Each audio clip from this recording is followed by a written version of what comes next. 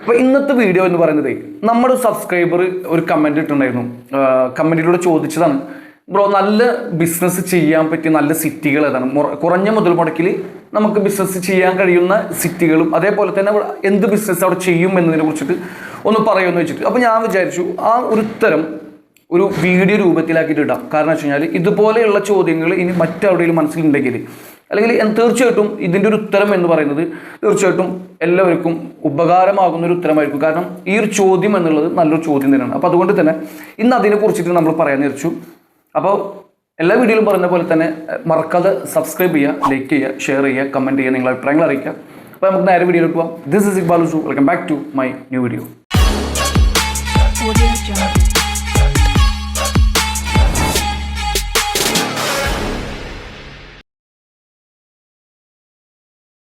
ഏതാണ് ബിസിനസ് ചെയ്യാൻ പറ്റിയ നല്ല സ്പോട്ട് എന്നുള്ളതിനെ കുറിച്ചാണ് നമ്മൾ പറയാൻ പോകുന്നത്.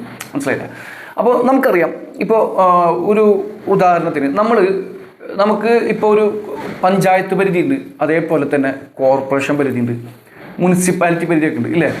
അപ്പോൾ നമ്മൾ നോർമലി ഇതിൻ്റെയൊക്കെ പലരും പല രീതിയിൽ താമസിക്കുന്നതായിരിക്കും. ഇപ്പോൾ ചിലർ ശരിക്കും പഞ്ചായത്ത് പരിധിയിൽ താമസിക്കുന്ന ആളുകളായിരിക്കും, മറ്റു ചിലർ ചിലപ്പോൾ മുനിസിപ്പാലിറ്റി പരിധിയിൽ ജീവിക്കുന്നവരായിരിക്കും, മറ്റു ചിലർ കോർപ്പറേഷൻ പരിധിയിൽ ജീവിക്കുന്നവരായിരിക്കും. എന്ന് വെച്ച് കഴിഞ്ഞാൽ ടൗണിലും ഗ്രാമത്തിലും ഇതിൻ്റെ ഇടയിലും ഉള്ള സ്ഥലങ്ങളായിരിക്കും എന്നർത്ഥം.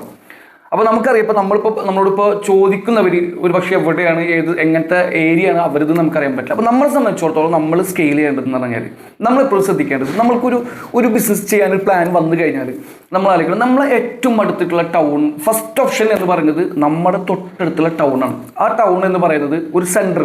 ടൗൺ മീൻസ് ഒരു സെൻറ്റർ, നമ്മുടെ തൊട്ടടുത്തുള്ള സെൻറ്റർ. ആ സെൻറ്റർ എന്ന് പറയുന്നത് എന്താണെന്ന് വെച്ചാൽ നമ്മൾ ഏറ്റവും ഫസ്റ്റ് നമ്മൾ പോകുന്ന സെൻറ്റർ എന്ന് പറഞ്ഞാൽ എല്ലാ കാര്യങ്ങൾക്കും ഡിപ്പെൻഡ് ചെയ്യുന്നൊരു സെൻറ്റർ ഉണ്ടാവും. അവിടെ ചിലപ്പോൾ ബാങ്ക് ഉണ്ടാവും, അതേപോലെ തന്നെ അവിടെ തന്നെ ആയിരിക്കും അക്ഷയ, അല്ലെങ്കിൽ അവിടെ തന്നെ ആയിരിക്കും ഹോസ്പിറ്റൽ ഉണ്ടാവും, ഗവൺമെൻറ് ഹോസ്പിറ്റൽ, അല്ലെങ്കിൽ അവിടെ മറ്റു ബാങ്കുകളും ATM കാര്യങ്ങളൊക്കെ ഉള്ള പഞ്ചായത്ത് ഓഫീസ്, അങ്ങനെയുള്ള സംഭവങ്ങളൊക്കെ ഉള്ള ഒരു സെൻറ്റർ ഉണ്ടാവുമല്ലോ.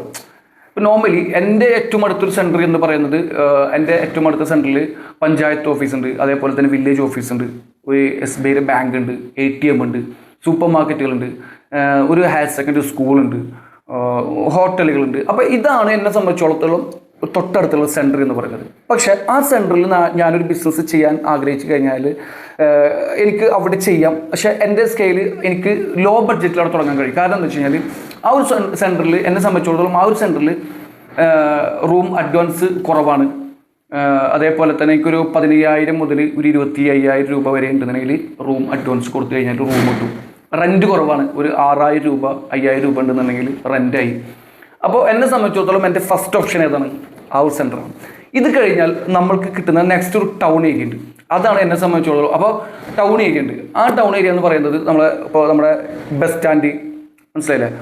നമ്മളെ മറ്റുള്ള സ്ഥലത്തു നിന്നൊക്കെ വരുന്ന ഒരു ബസ് സ്റ്റാൻഡ് ഉണ്ടാവും അവിടെ. അതേപോലെ തന്നെ ഇപ്പോൾ മുനിസിപ്പാലിറ്റി ഓഫീസ്, വലിയ വലിയ ജ്വല്ലറികൾ, വലിയ വലിയ ടെക്സ്റ്റൈൽസ്, ഇതൊക്കെ ഉള്ള ഒരു വലിയ ടൗൺ, മനസ്സിലായോ? അപ്പോൾ ഇങ്ങനെയുള്ള ഒരു ടൗൺ ഉണ്ട്. എന്നെ സംബന്ധിച്ചിടത്തോളം എൻ്റെ ഏറ്റവും അടുത്തുള്ള ടൗൺ എന്ന് പറയുന്നത് ചാവക്കാടാണ്. അപ്പോൾ ഈ ചാവക്കാട് ഒരു ബിസിനസ് ചെയ്യാൻ എളുപ്പമല്ല. കാരണം എന്ന് വെച്ചാൽ ഭയങ്കര അഡ്വാൻസ് ആണ് അവിടെ. എന്ന് വെച്ചാൽ ഒരു റൂം അഡ്വാൻസ് എമൗണ്ട്, ഒരു റൂമിന് നമ്മൾ അഡ്വാൻസ് കൊടുക്കണം എന്നുണ്ടെങ്കിൽ നമ്മൾ നേരത്തെ പറഞ്ഞത് 25,000 രൂപ ആണെന്നെങ്കിൽ ഇവിടെ 3 ലക്ഷം രൂപ മുതൽ 5 ലക്ഷം രൂപ 6 ലക്ഷം രൂപ വരെയൊക്കെ അഡ്വാൻസ് കൊടുക്കണം. അപ്പോൾ എന്നെ സംബന്ധിച്ചിടത്തോളം ഞാൻ ഇവിടെ ശ്രദ്ധിക്കും. പക്ഷേ എനിക്ക് ഈ 5 ലക്ഷം രൂപ കൊടുത്ത് ഇവിടെ തുടങ്ങിക്കഴിഞ്ഞാൽ അതിനുള്ള ഗ്രോത്തും ബിസിനസ്സും അവിടെ നടക്കും. എങ്കിൽ കൂടി നമ്മളെ സംബന്ധിച്ചിടത്തോളം എമൗണ്ട് ഉണ്ടെങ്കിൽ ഓക്കെ, പക്ഷെ അതൊരു എക്സ്പെൻസീവാണ്, കൂടുതലും ഭയങ്കര എക്സ്പെൻസീവ് ആയിട്ടുള്ള സംഭവമായിട്ട് മാറും. പിന്നെ അത് കഴിഞ്ഞാൽ എന്നെ സംബന്ധിച്ചിടത്തോളം പിന്നെ ഉള്ള സിറ്റി ആയിട്ട് തൃശ്ശൂർ ടൗണാണ്.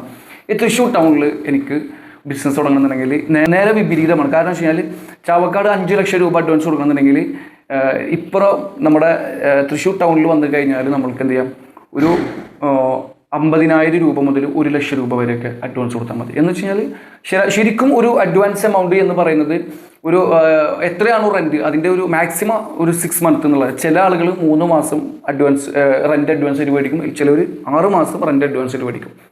അപ്പോൾ നമ്മളെ സംബന്ധിച്ചിടത്തോളം തൃശ്ശൂരാണെന്നുണ്ടെങ്കിൽ ഒരു 50,000 രൂപ മുതൽ 1 ലക്ഷം രൂപ വരെ ഉണ്ടെന്നുണ്ടെങ്കിൽ അഡ്വാൻസിൽ നമുക്ക് ഒരു റൂമൊക്കെ കിട്ടും. അപ്പോൾ ഇങ്ങനെയാണ് ഇതിൻ്റെ സ്കെയിൽ. പക്ഷേ ഈ ഒരു സംഭവം തന്നെയാണ് പല സ്ഥലങ്ങളിൽ. ഇപ്പോൾ മലപ്പുറം ജില്ല നോക്കുകയാണെങ്കിൽ അതും അതേപോലെ വേറെ സ്കെയിലായിരിക്കും. എറണാകുളം ജില്ല നോക്കുകയാണെന്നുണ്ടെങ്കിൽ എറണാകുളം ടൗണിൽ വേറൊരു സ്കെയിലാണ്. അത് അതിൻ്റെ ഉള്ളിൽ നിന്ന് കുറച്ച് അപ്പുറത്തേക്ക് പോയി കഴിഞ്ഞാൽ വേറെ സ്കെയിലേക്കും. ഇതുപോലെ എല്ലായിടത്തും അങ്ങനെ തന്നെയാണ്. അപ്പോൾ നമ്മൾ ആലോചിക്കണം നമ്മുടെ കയ്യിലുള്ള ബഡ്ജറ്റ് എത്രയാണ്, അല്ലെങ്കിൽ നമ്മൾക്ക് എത്ര രൂപ റേസ് ചെയ്യാൻ കഴിയും. അപ്പോൾ ആ ബഡ്ജറ്റിനനുസരിച്ചിട്ട് നമ്മളൊരു സ്പോട്ട് കണ്ടെത്തുക.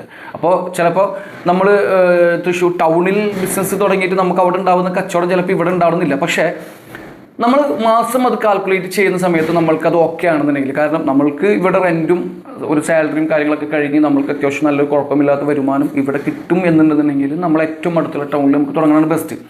അതല്ല നമ്മളെ ബിസിനസ് നമ്മൾ ചെയ്യാൻ ഉദ്ദേശിക്കുന്ന സാധനം കുറച്ചും കൂടി ഹൈലി ഫോക്കസ്ഡ് ആയിട്ടുള്ള നല്ല കുറച്ചും കൂടി വൈഡായിട്ട് നമ്മൾ ചെയ്യണം എന്ന് ആഗ്രഹിക്കുന്ന സംഭവം എന്നുണ്ടെങ്കിൽ നമ്മൾ ടൗണിലേക്ക് മാറുക. അപ്പോൾ അതിനനുസരിച്ചുള്ള അഡ്വാൻസും എമൗണ്ടും കാര്യങ്ങളൊക്കെ കൂടുമെന്നർത്ഥം.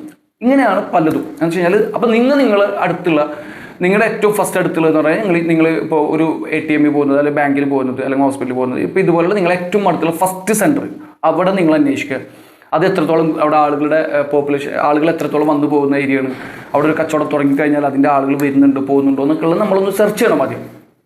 അത് കഴിഞ്ഞിട്ട് അത് ഓക്കെ അല്ലാന്നുണ്ടെങ്കിൽ നമ്മൾ അടുത്ത ടൗണിലേക്ക് മാറണം. ഇങ്ങനെയാണ് ശരിക്കും.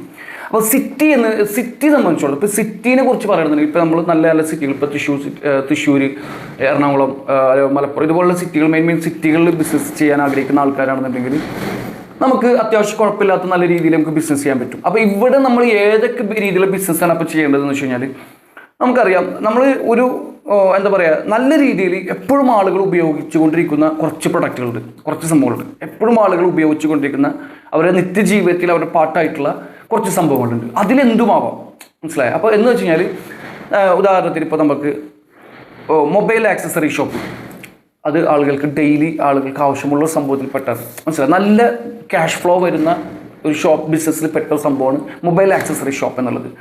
അതേപോലെ തന്നെ ചായക്കട, ഇപ്പോൾ നമുക്ക് കണ്ടിട്ടുണ്ടാവും നല്ല നല്ല മോഡേൺ ചായക്കടകൾ വന്നുകൊണ്ടിരിക്കുന്നത്. നല്ല ഗ്രോത്തുള്ള ബിസിനസ് മേഖലയാണ് ചായക്കട എന്നുള്ളത്. അതുപോലെ തന്നെ ക്ലൗഡ് കിച്ചൺസ്, ഫുഡ് കോർട്ടുകൾ, ഫുഡ് വാനുകൾ നമ്മൾ കണ്ടിട്ടുണ്ടാവും. ഇപ്പോൾ കണ്ടിട്ടില്ല, ചെറിയ വണ്ടികൾ നമ്മൾ ഫുഡ് ഡെപ്പോ പോലെ ഫുഡ് വാനുകളൊക്കെ സെറ്റ് ചെയ്തിട്ട് കൊണ്ട് ഉണ്ടാക്കുന്ന സംഭവങ്ങളുണ്ട്. അത് വർക്കൗട്ട് ചെയ്യാൻ പറ്റും നമുക്ക്. പിന്നെ മെയിനായിട്ട് നമുക്ക് കുറച്ചും കൂടി ഫണ്ടൊക്കെ ഇറക്കാണ്ടെന്നുണ്ടെങ്കിൽ നമുക്ക് കുട്ടികളുടെ ഡ്രസ്സ്, കിഡ്സ് വെയർ, ഓക്കെ, നല്ല രീതിയിൽ മൂവ് ചെയ്യുന്ന ഒരു സംഭവമാണ് കിഡ്സ് വെയർ. അതേപോലെ തന്നെ നല്ല രീതിയിൽ ബിസിനസ്സും പ്രോഫിറ്റ് എടുക്കാൻ പറ്റിയ ഒരു സംഭവമാണ് ലേഡീസ് വെയർ, ഓക്കെ. അതുപോലെ തന്നെ നമുക്ക് ഇപ്പോൾ ഈ പറഞ്ഞ പോലെ ആർട്ടിഫിഷ്യൽ ജ്വല്ലറി, ഇങ്ങനെ ഒരുപാട് സംഭവങ്ങളുണ്ട്. നമുക്ക് ഇഷ്ടംപോലെ സംഭവമുണ്ട്. ഇതുള്ള ആൾക്കാരാണ് ഇപ്പോൾ ഗ്രാഫിക് ഡിസൈനിങ് കാര്യങ്ങളൊക്കെ അറിയുന്നവരാണെന്നുണ്ടെങ്കിൽ അവർക്ക് അത്, ഓക്കെ. അല്ലെങ്കിൽ stationery shop with photostat സംഭവങ്ങളൊക്കെ അടങ്ങിയിട്ടുള്ള സംഭവങ്ങൾ, അങ്ങനെ ചെറിയ രീതിയിൽ തുടങ്ങാൻ പറ്റിയ സംഭവങ്ങൾ എന്തൊക്കെ. അപ്പോൾ ഇങ്ങനത്തെ സംഭവങ്ങളൊക്കെയാണ് നമുക്ക് സിറ്റികൾ ബേസ് ചെയ്തിട്ട് തുടങ്ങാൻ കഴിയുന്ന ബിസിനസ്. ഒരുപാടുണ്ട് കേട്ടോ. അപ്പോൾ നോർമലി നമ്മുടെ ബഡ്ജറ്റാണ് സത്യം പറഞ്ഞു കഴിഞ്ഞാൽ. അപ്പം നമ്മുടെ ബഡ്ജറ്റിനനുസരിച്ചിട്ടാണ് നമ്മൾ ചെയ്യേണ്ടത്. ഇപ്പം എന്നെ സംബന്ധിച്ചിടത്തോളം എനിക്ക് ഒരു ബിസിനസ് ഷോപ്പ് തുടങ്ങണം എന്ന് വിചാരിച്ചു കഴിഞ്ഞാൽ ഏറ്റവും ബെസ്റ്റ് ഓപ്ഷൻ എന്ന് പറയുന്നത് തൃശ്ശൂർ ടൗണാണ്.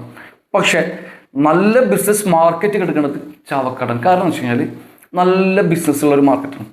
പക്ഷേ ചാവക്കാട് നമ്മൾക്കൊരു റൂമിന് അഡ്വാൻസ് കൊടുക്കുന്ന ക്യാഷ് ഉണ്ടെന്നുണ്ടെങ്കിൽ നമ്മൾക്ക് തൃശ്ശൂർ ഫുള്ള് ബിസിനസ് സ്റ്റാർട്ട് ചെയ്യാം, റൺ ചെയ്യാം എന്നുള്ളതാണ്. അപ്പോൾ ഇതുപോലെ വ്യത്യാസങ്ങൾ. അപ്പോൾ നമ്മൾ ഇതുപോലെ സ്റ്റഡി ചെയ്യണം. നമ്മുടെ നാട്ടിലെ ഓരോ ഏരിയകളും ഓരോ ടൗണുകളും സിറ്റികളും നമ്മൾ സ്റ്റഡി ചെയ്തിട്ട് അതിനനുസരിച്ച് അവിടെ നമ്മൾ ഇതുപോലുള്ള അഡ്വാൻസ് സ്കെയിലും റെൻറ്റ് സ്കെയിലും കാര്യങ്ങളൊക്കെ അന്വേഷിച്ചിട്ട് വേണം നമ്മളൊരു സംഭവം തുടങ്ങാൻ. പിന്നെ ഇപ്പോൾ പറഞ്ഞ പോലത്തെ ബിസിനസ്സുകൾ, ചായക്കട ആവാം, ജ്യൂസ് ഷോപ്പ് ആവാം, ഫുഡ് കോർട്ടുകളാവാം, കിഡ്സ് വെയർ, ലേഡീസ് വെയർ, പിന്നെ സ്റ്റേഷനറി ഷോപ്പ്, പല ഷോപ്പുകളും എന്തും എല്ലാത്തിനും ആളുകളുണ്ടെന്നുള്ളതാണ് സത്യം, ഓക്കെ. അപ്പോൾ ഇങ്ങനെയാണ് സംഭവങ്ങൾ. അപ്പോൾ നിങ്ങൾക്ക് മനസ്സിലായിട്ടുണ്ടാവും വിചാരിക്കണേ. ഇനിയും നിങ്ങൾക്ക് ഒരു ഐഡിയ കിട്ടിയിട്ടില്ല എന്നുണ്ടെങ്കിൽ നിങ്ങൾ എനിക്കൊന്ന് കമൻറ്റ് ബോക്സിൽ കമൻറ്റ് ചെയ്യും. ഞാൻ ഒന്നും കൂടിയും അതിൻ്റെ വേറൊരു വേർഷനിൽ ഡീറ്റെയിൽ ആയിട്ട് പറയാൻ ശ്രമിക്കാം, ഓക്കെ. അപ്പോൾ നമുക്ക് അടുത്ത വീഡിയോയിൽ കാണാം. Take care, by.